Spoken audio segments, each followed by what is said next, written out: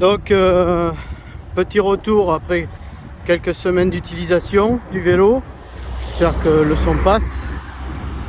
Donc comme vous pouvez voir, contrairement à ce que j'avais dit sur la première vidéo où j'aurais des doutes sur ma capacité avec le panier de devant faire du vélo sans les mains. Bon, clairement c'est pas le cas. Ce que je note aussi et ce qui est intéressant, c'est que comparé à mon vélo de la Poste qui avait une capacité de rouler jusqu'à 30 km/h, sur mes trajets de vélo taf,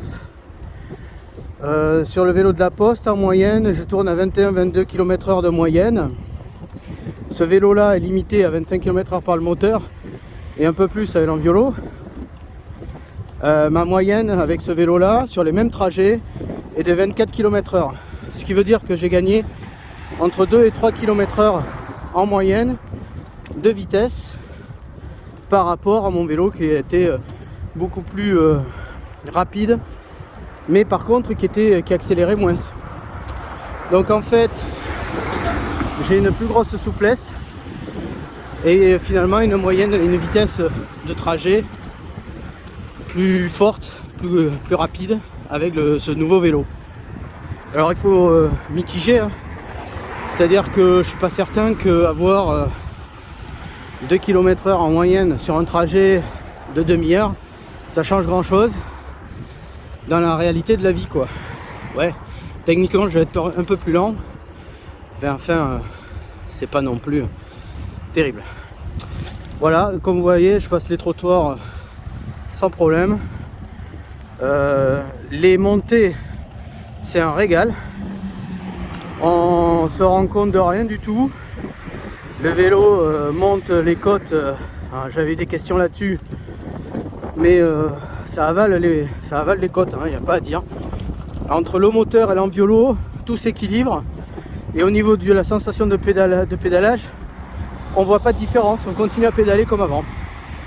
Et alors ce qui est assez notable, c'est que ça marche sur des grandes montées qui sont linéaires ou sur une petite butte où éventuellement rien que la petite butte est absorbée électroniquement. Alors j'ai un petit problème, vous allez l'entendre, c'est mon frein. Voilà, je sais pas si vous avez entendu mon frein, je sais pas ce qu'il a. Ça m'agace un peu. J'ai un problème sur le freinage. Et j'ai nettoyé les disques, j'ai nettoyé les plaquettes, j'ai pas réussi à les enlever d'ailleurs. Faudrait que je regarde comment on fait. Enfin, j'ai enlevé l'étrier, j'ai voulu les nettoyer parce que je me suis dit dans le transport elles ont pris du sable ou elles sont abîmées. Et j'ai rien noté de particulier.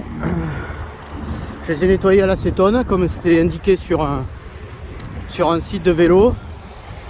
Mais ça n'a pas donné grand chose. Je vais vous faire. J'attends que la voiture passe. Je vais vous faire une petite simu.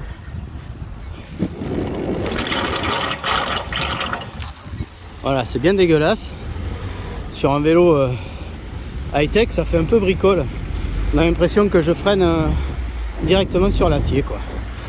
Voilà, bon bref, je voulais faire revenir sur le fait de la position du vélo sans les mains, où j'avais des doutes, etc.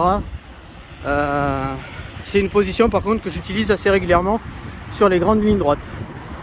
Parce que la position VTT sur des grandes lignes droites, eh ben on a tendance à vouloir se relever. Par contre en ville, le petit guidon, la puissance du moteur, bah, c'est juste du régal. Voilà, ça démarre, enfin bref, c'est un super jouet. Voilà, donc je regrette pas.